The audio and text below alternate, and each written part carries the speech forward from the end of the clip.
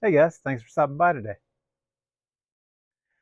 Today I want to talk about a cheap and easy way to add some colored accents to your CNC work, your 3D printing, or your hand carving. For this, we're going to be using some simple things that you can pick up on your way home from work at the drugstore. This is going to be great for those of you who don't have a dual extrusion head on your 3D printer, or you don't want to sit there and color swap filaments every 5 minutes and waste all that each time it has to purge and come back. And also for those of you with lasers or CNC, or even those like me who like to bust out the Dremel sometimes and use that, do some hand carving. It's going to be a cheap and easy way to add some nice accents to those pieces, bring some color in to your design where otherwise it would be prohibitive to do so. So without further ado, let's get started. To demonstrate this technique, I have some scrap here from a previous laser project where I was just testing out some designs, and then I stopped by the store on the way home and got our supplies. So we have some acetone nail polish remover, nail polish, a small little mixing jar, and then some syringes and needles. You can also use pipettes or I guess what you would call like a bulb syringe, something like that. These are 1 ml luer lock syringes. Luer lock meaning that it has this plastic threaded portion. Let me get that up close to the camera on the tip, and so the needle will actually thread in, and then the needle cannot pull off. Some needles, these are 23 gauge to help get into the smaller lettering and things that we're going to accent today. You can, of course, use a 3 ml syringe for a little more volume. You can go further between when you need to refill it. So here's an example of a 3 ml luer lock syringe. So again, we've got the same thing, a threaded end on it so that your needle doesn't pop off if you get a clog or something like that.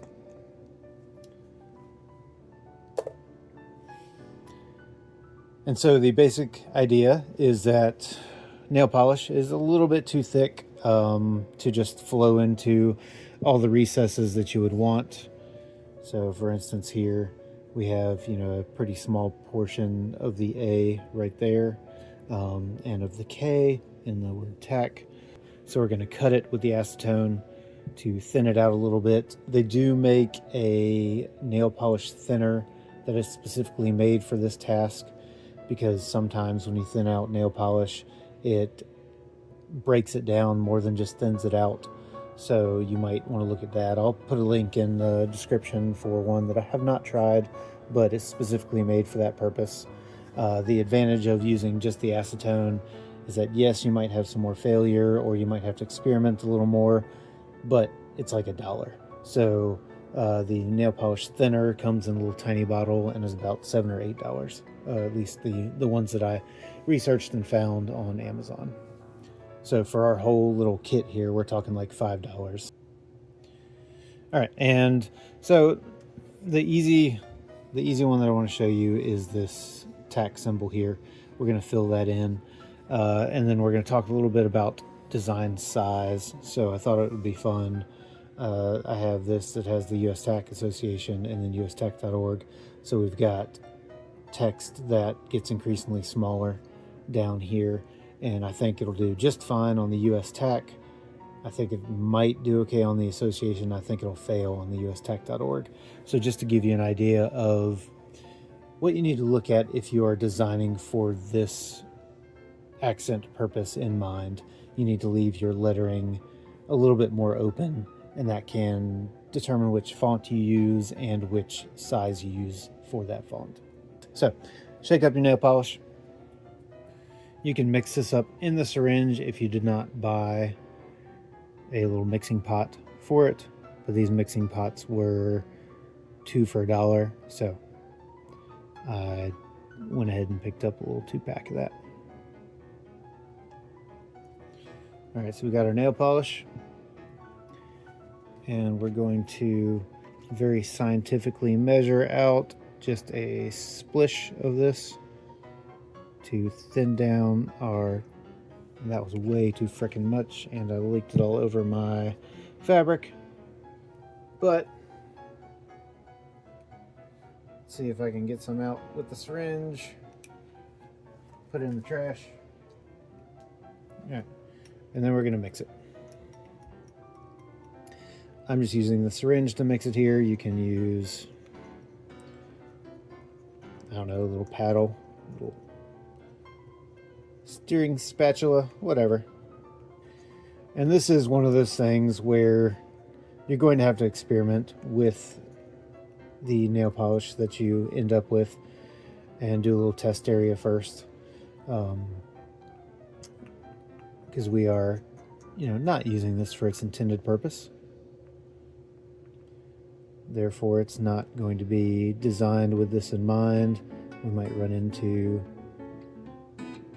failures, unintended reactions, things like that.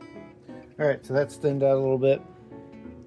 And we're going to take our 1 ml syringe, which I have put somewhere and lost. So we'll go ahead and pull out another one. Let's see if I can get this in camera, reach around the camera here, see what I can do. All right, so we're going to suck up some of that in the syringe.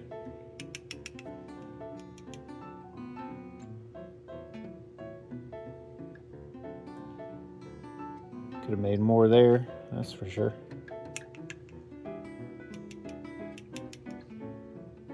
Oh, I'm not in frame. All right, come back in frame.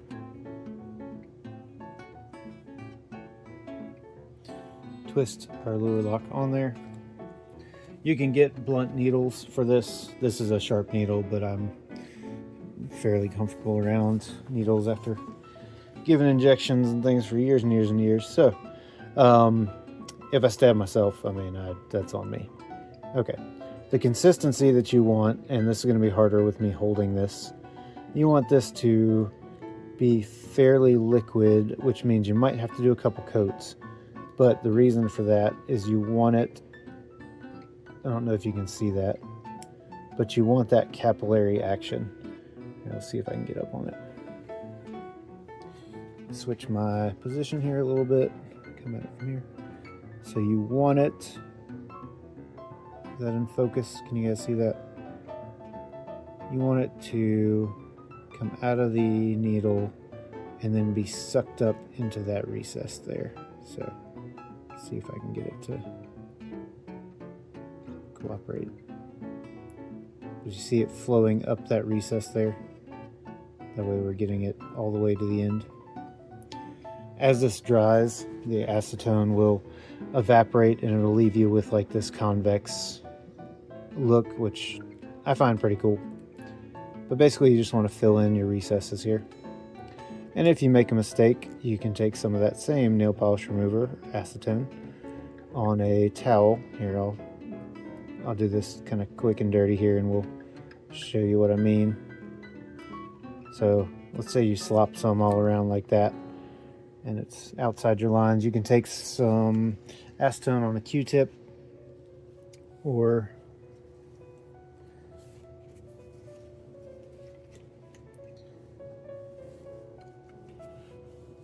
on a little folded paper towel,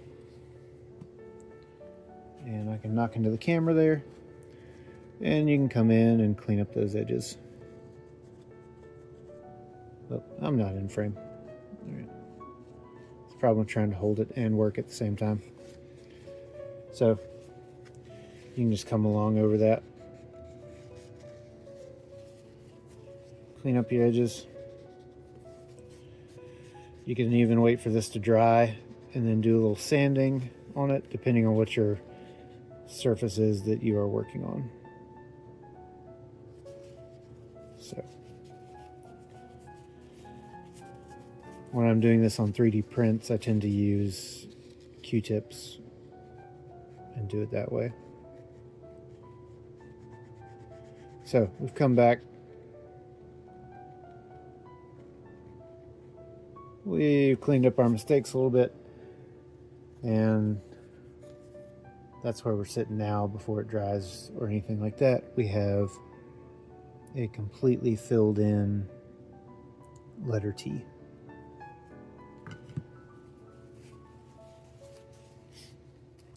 Let's say that you really didn't want it to be green. You wanted another look. So let me grab some other nail polish here. So, had some silver sitting on the shelf. Different kind of nail polish. We'll add that in with our green and just mix them together. Let me actually use 2 hands this time, so I'm not here. So I'm not putting in half a freaking gallon of this stuff. All right, just a little bit in there to thin it out.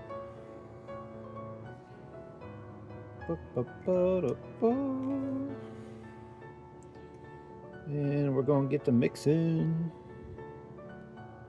See if I can get some kind of like silvery greenish color here going on just by adding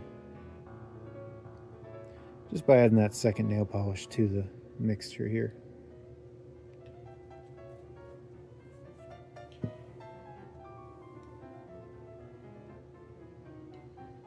Maybe like a, you know, like a venomy looking thing. Metallic poisonous green. All right, suck some of that up in there. Put our needle back on. Give it a quick wipe.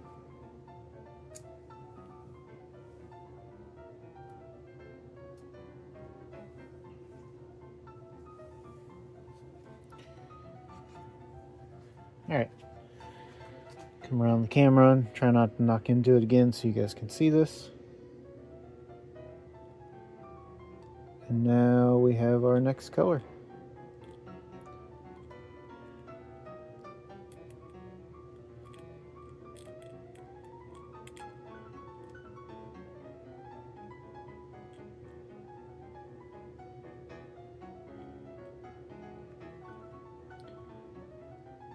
You can see that? A nice little kind of shimmery green A in there.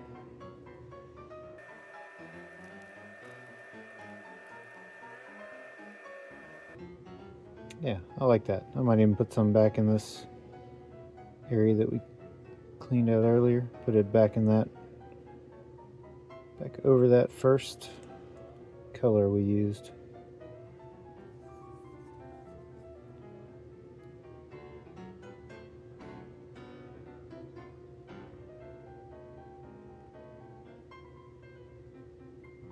Just kind of mix that in some.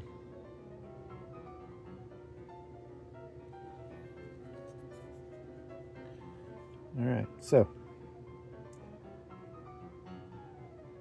that's looking pretty good.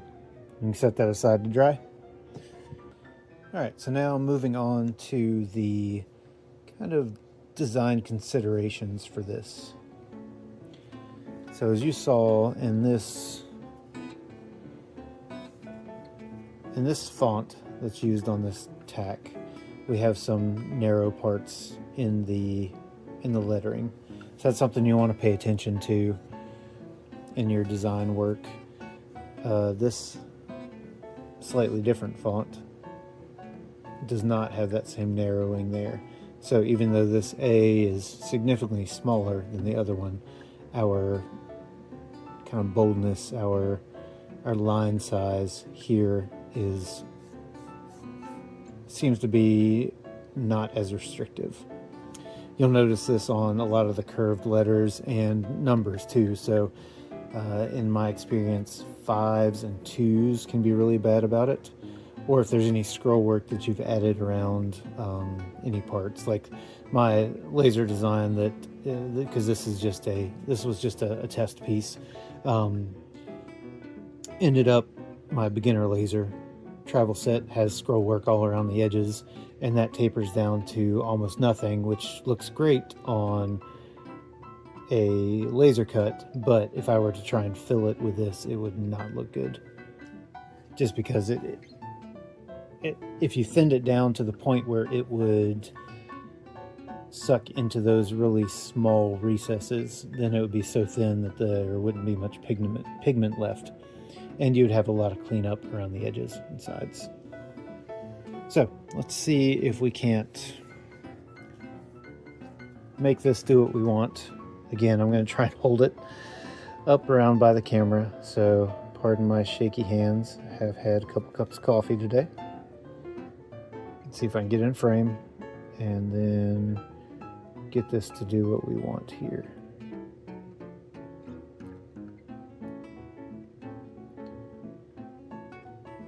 So you just want to squeeze out a little bit at a time and allow that capillary action to do most of the work for you. You can see how that filled in all along the bottom of the U, even though I did not take the needle all along the bottom of the U. This is going to work a little differently on, I have MDF right here that I'm working on, as it would on 3D printed plastic, and that's just something that you just, again, have to experiment with. So use a test piece first, find what color and consistency you like. You can record those ratios on there, so don't just say things like put a splish in there, you know, while you're making a YouTube video. Try and encourage people to be exact with their measurements so they can get repeatable results.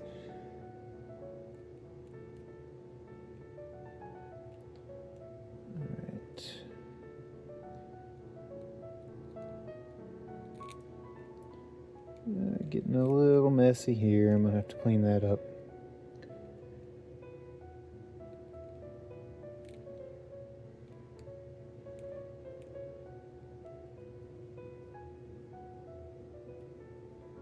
Okay, so that is US tack filled in.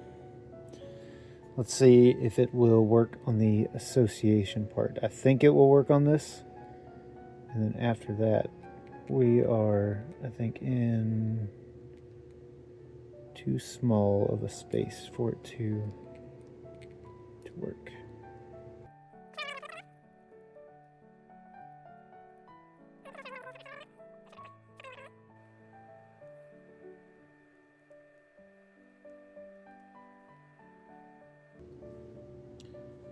Okay, that's the association. You can see we've got some cleanup that's needed, and we've got some bleeding, things like that. Just gonna see if I can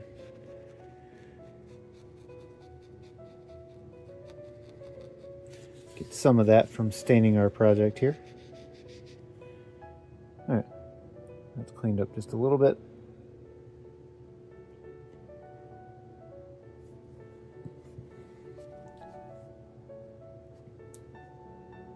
Now, with the trouble that I had with that, I'm imagining that trying to get this really small ustack.org is going to not work, but we are going to try it anyway.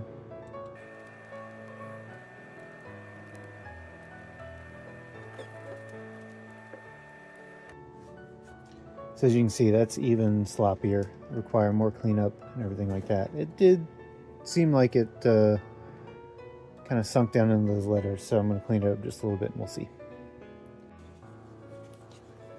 Alright, so back to our first example here with the larger letters. You can see that's mostly dried, and I don't know if the camera will pick it up, but the acetone has evaporated and left it kind of this concave shape where the pigment laps up the side a little bit and then comes down in the middle.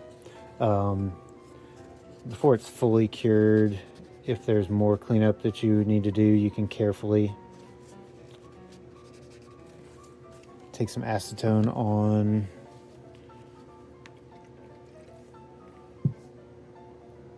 the end of a Q-tip or the end of a little towel. And we can kind of come in here and clean that up just a little bit.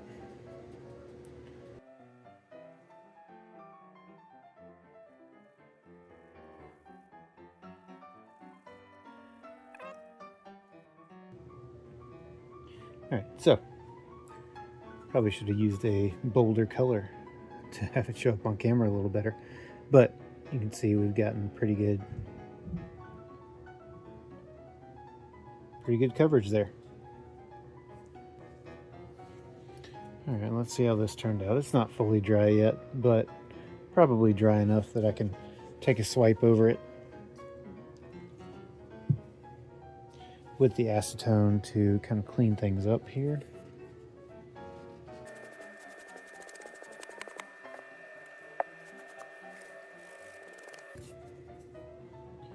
And that looks pretty good. Again, we've got, I think we are missing some coverage on the USTAC.org. Association seems to have done pretty well, and USTAC was about as easy to do as the large TAC symbol up there. Now let's say you want to process that further. This is MDF, so those mistakes I had earlier where I cleaned up with the acetone have left a little, ring around there, some smearing, some staining of the piece there. So if you have that on wood like this, then you could just take some, what do I got here? Some 400 grit sandpaper. And this is not cured, so I may just make a mess here since we just did it. But